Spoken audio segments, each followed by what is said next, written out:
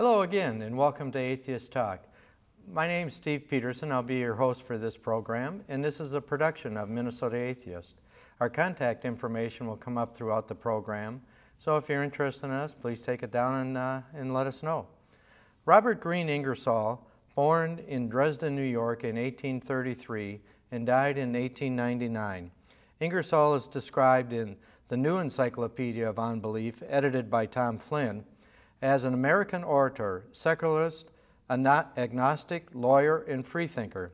In the course of a 30-year speaking career, Ingersoll, the great agnostic, was seen and heard by more Americans than any human prior to the advent of motion pictures and radio.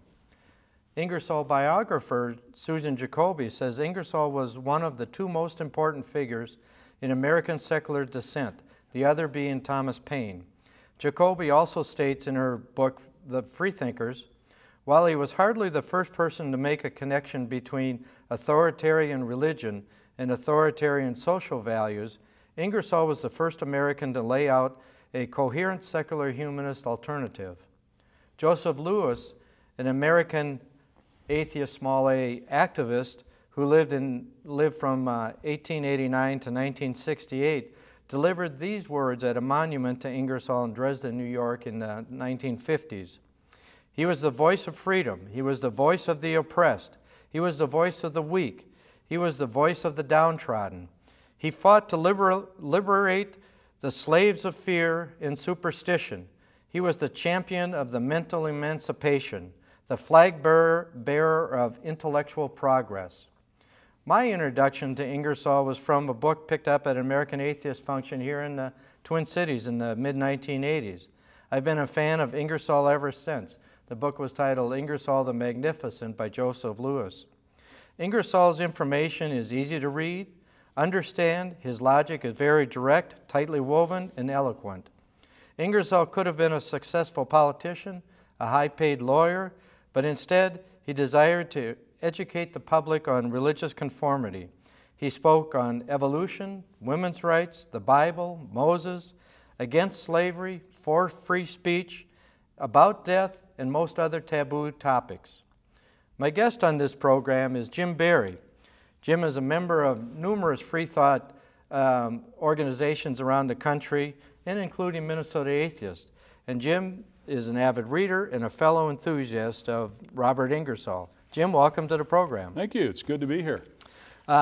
Both you and I have talked about Ingersoll in the past in a couple different forums. And how did you kind of get interested in Ingersoll yourself? Pure serendipity, Steve. A long time ago, I read Elmer Gantry. And there's a passage in the book that talks about him reading Ingersoll's speeches. Now, the only information I filed away was that there was some guy named Ingersoll who gave speeches.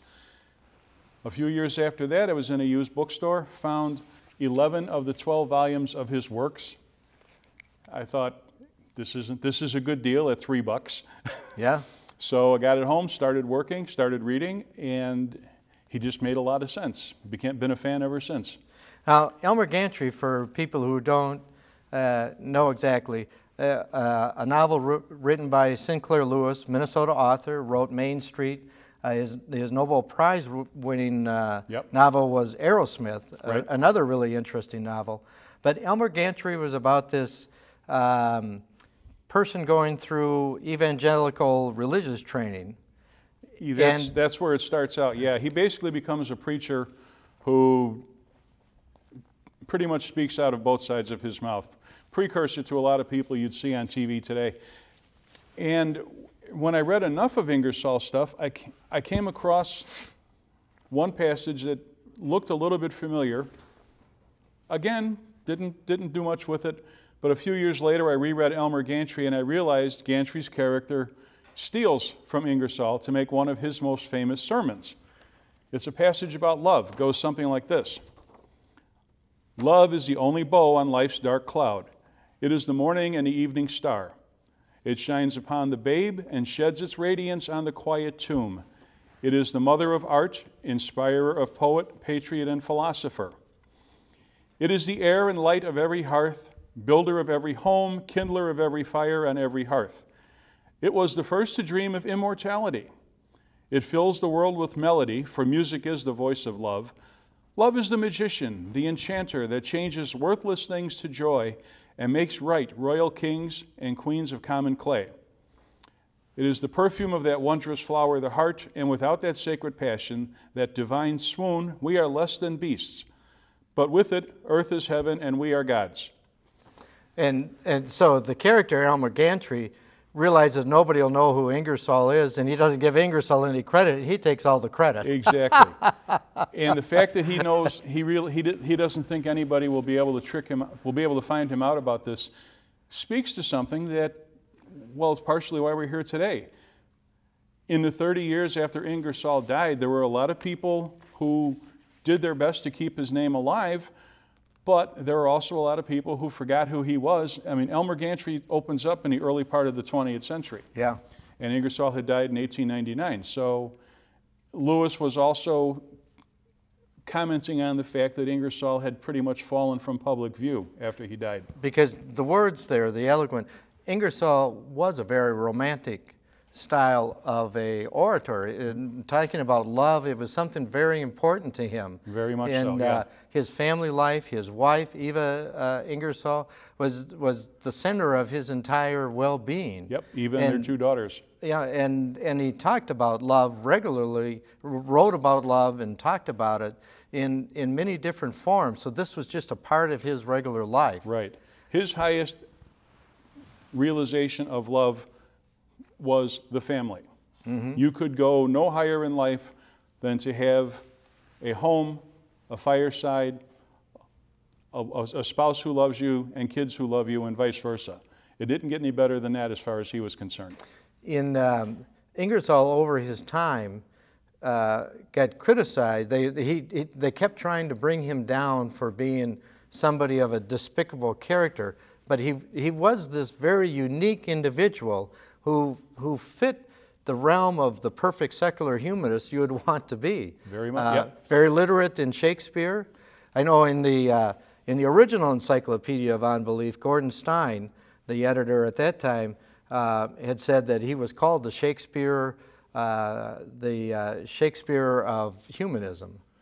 Okay, and, I remember that now, yeah. And so he had this way, he was a very sophisticated wordsmith. He loved Shakespeare. He also loved Robert Burns, and he used to refer to the sets of their works as his Bible.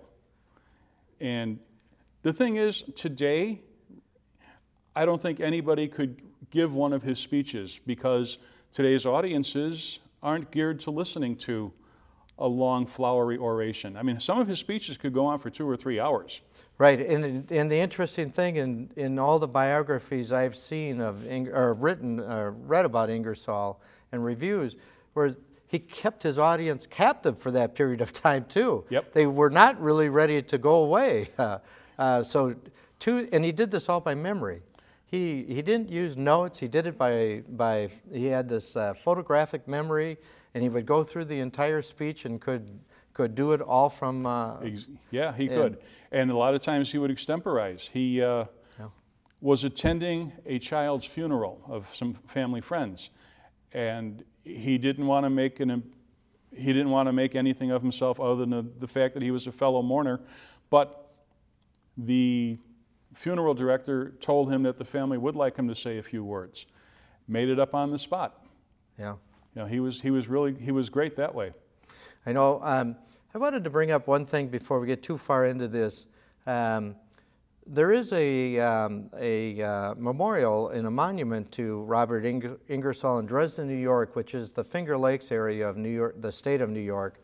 The Finger Lakes is kind of if you had Buffalo and Niagara Falls, and you drew 2 lines together, one straight south and from Buffalo and straight east from Niagara Falls, you'd probably get to Dresden, New York pretty close. Well, you would. Actually, Dresden it's actually between Syracuse and Rochester. It's almost directly at the point of a V between the two. But the easiest way to get there from here is to go to Buffalo and then drive, yeah. We've both been to the museum. It was his birthplace. He actually only lived there for 4 months. But it was restored several times over there, and now it's a part of a National Historic Place, registered, and the Center for Inquiry have done an amazing job in restoring the museum. And there's many artifacts, period artifacts, and memories of Ingersoll from all around. But there's one particular one. Thomas Edison was just coming into his own when Ingersoll was towards the end of his life. And Edison wanted to record him before he died. So one of the first recordings on a wax disc that Edison did is in the Library of Congress, had it in their possession, and they loaned it out to the Center for Inquiry in the Museum of for Robert Ingersoll. And we actually have the recording here that we can play. And this gives Ingersoll's creed, he called it, his secular humanist outlook. The recording's in a little bit poor condition, but remember, it was one of the first recordings ever done. So bear with us, listen to it, it's worth your time to hear it. And while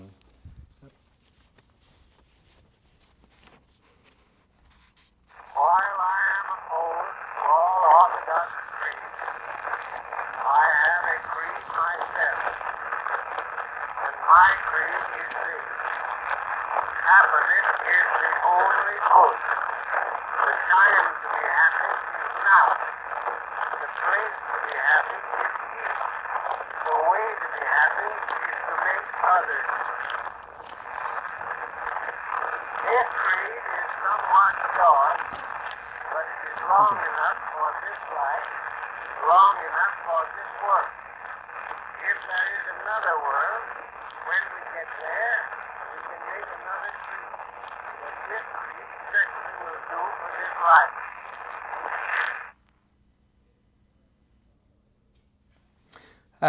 So just to recap it, he was giving out a creed of happiness. And the main part of it, the time to be happy is now.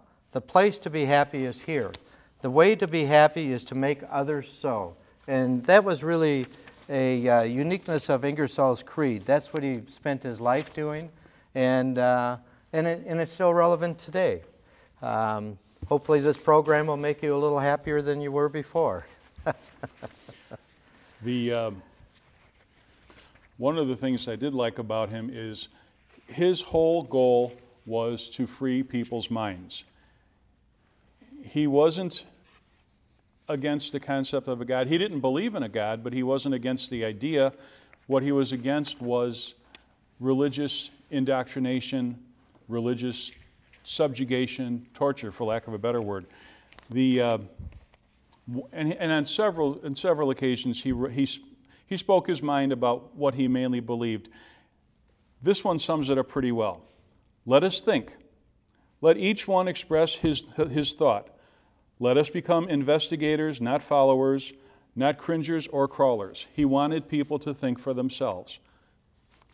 And the other point that you had made there, Ingersoll over his time, because the reason why Ingersoll was not a successful politician or a successful wealthy lawyer is that his interest was to educate people on religion. And that kind of taboo got him into a lot of trouble. Well, But he didn't. But he separated out the religious person from the ideas. He never attacked the individual. He attacked the ideas. He did. I have to call you on one thing. He actually did quite well as a lawyer. Well, he was a lawyer for railroads. In today's dollars, he probably made $1 million. He was probably in the $1 million a year range before income taxes, mind you. He was also very, very charitable. Yeah. He probably gave out close to in our dollars, close to $300,000 a year in various charities, sometimes to individuals. If he loaned you money, he didn't expect you to pay it back. And he also did a lot of pro bono work along the way. And in cases where he defended people and if they lost the case, more often than not, he paid the fine. I know there was a case that he took on of a person who was accused of blasphemy, not the Bennett case. There was another one, and in those days they had these Comstock laws which forbid just about anything, but blasphemy was against the law. He lost the case, and he was so upset that he lost the case, he paid the fine for the defendant. Yeah, but it was Charles Reynolds. That might have been it. Yeah, I think so. And he defended another famous blasphemer, D.M. Bennett, and there's books that are written about this because pretty much after he lost that case, and Bennett eventually went to jail for 3 years, he had petitioned Hayes, President Hayes at the time, to give him a pardon. Hayes wouldn't do it. But his oratory in that case kind of stopped the blasphemy trials after that. Pretty much. They found out it wasn't worth doing. Yeah, and the thing was, public sentiment was growing against things of that sort. So that's one of the things we can thank him for, is that he helped make the public more aware that, no, you don't have to knuckle under. You do have the freedom to say what you want when you want. And that was he was a huge free speech advocate. As a lawyer and an expert on the Constitution, he wanted every American to have the right and to exercise the right of free speech, to say what you want to say, to articulate your different ideas. And he would defend that right if he had to of somebody, even if they were saying something derogatory about himself. Yep. Matter of fact, he said, people aren't civilized unless you grant everybody else the same rights that you want for yourself. Yeah, that's correct, yeah. He held to that philosophy of if I have a right, you have that same right, and we should all have it. That philosophy extended to women's rights. It extended to Black Americans, which was a huge case because he came of age during the Civil War. He was a good friend of Frederick Douglass. As a matter of fact, Frederick Douglass told more than one friend of his, if you're in town, you have trouble finding a place to stay, go to Ingersoll's. They will let you in regardless of time of day. And his middle name, Green, was named after an abolitionist. Yeah. We should mention Ingersoll's father was a preacher, which I believe you mentioned. He was also an abolitionist. And in the Northeast at the time, being an abolitionist could still get you run out of town. And that's what happened to Ingersoll's family. They changed congregations several times, finally gave up on upstate New York, and they made their way to the Midwest. They stayed in Ohio for a while and eventually ended up in Milwaukee. And from there, Robert and his brother Eben went down to southern Illinois and opened up a law practice in a place called Shawneetown, and then from there they moved to Peoria. Peoria, there's still a statue to Ingersoll. You can find it. You can Google the location. He was a huge lawyer in Peoria. He was actually the first Attorney General in Illinois. Yep. The only public office he actually ever held. And he also was a colonel in the Illinois during the Civil War. 1862, right after he got married, actually. He reported for duty very soon afterwards. He was a colonel in the 11th Illinois Cavalry, and they were involved in a few skirmishes, but at the Battle of Shiloh, I think it was, he was ordered to hold a point as long as possible, which they did, and he ended up getting captured. Actually, the way he put it was, okay, I acknowledge your damned old Confederacy. The general who commanded the forces that captured him was General Bedford Forrest, and the two of them got to be good friends. Now, Ingersoll was paroled from the prison camp. And for those who don't know, if an officer was paroled, he was given his freedom with the understanding he would no longer fight.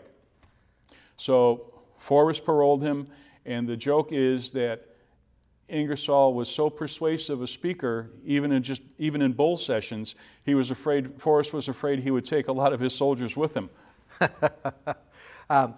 So he didn't rejoin the fight, but he did become a spokesperson for the North against slavery. Yep, and against the South. And actually, after the war was over, he had been a Democrat up until the start of the war. Then he became a Republican.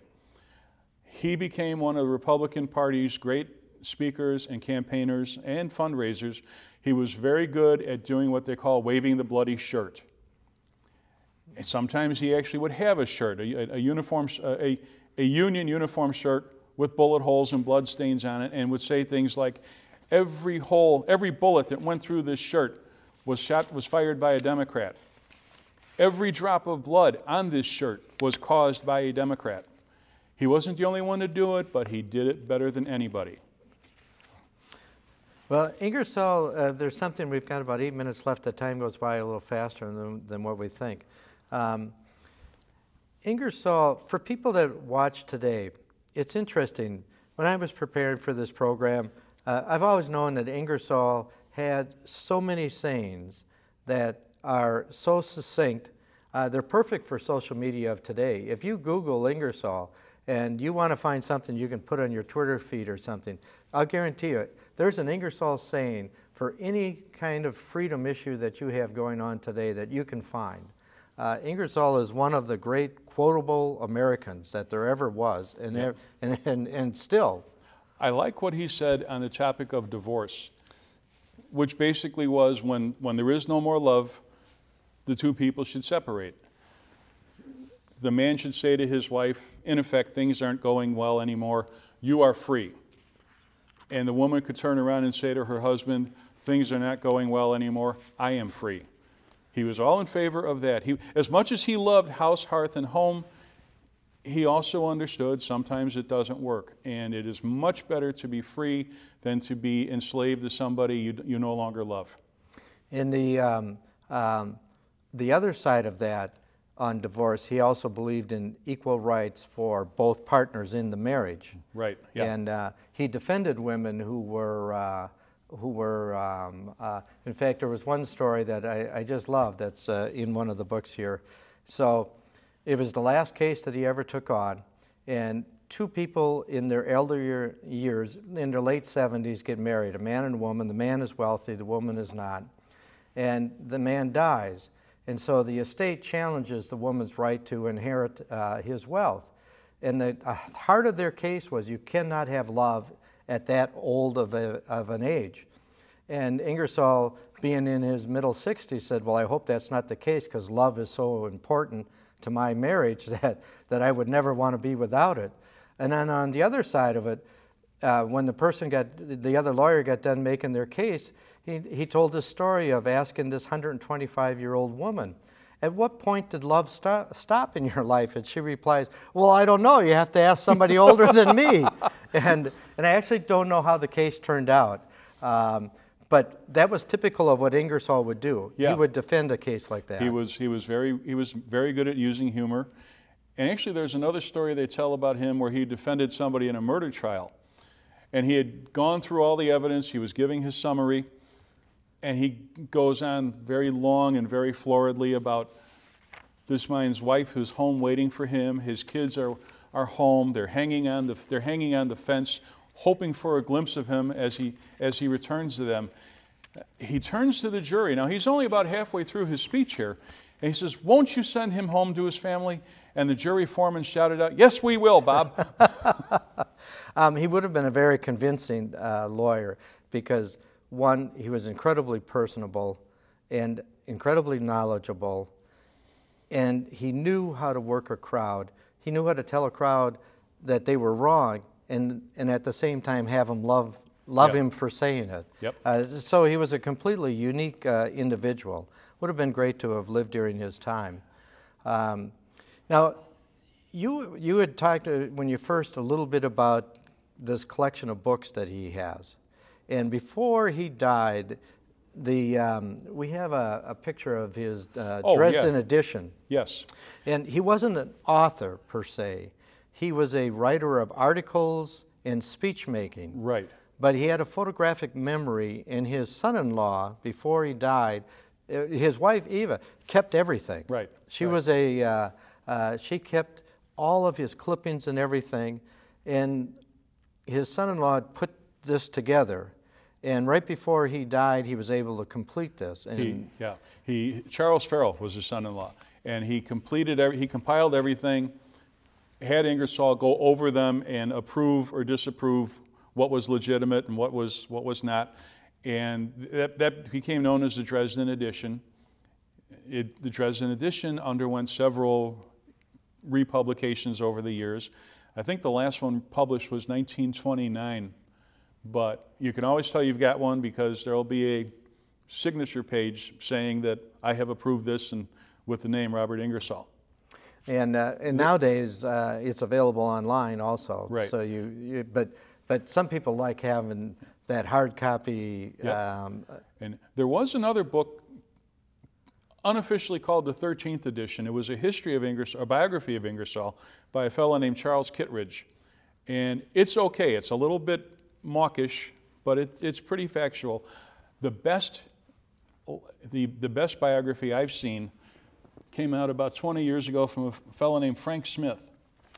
And of course, I don't have it right in front of me, so, oh yes, live TV, right. It's called Robert Ingersoll, A Life. This thing has never been out of hardcover. Turn it right over here and move it. It's never been out of hardcover, and it's the only book I've ever seen that, while still in publication, has its price go up over the years.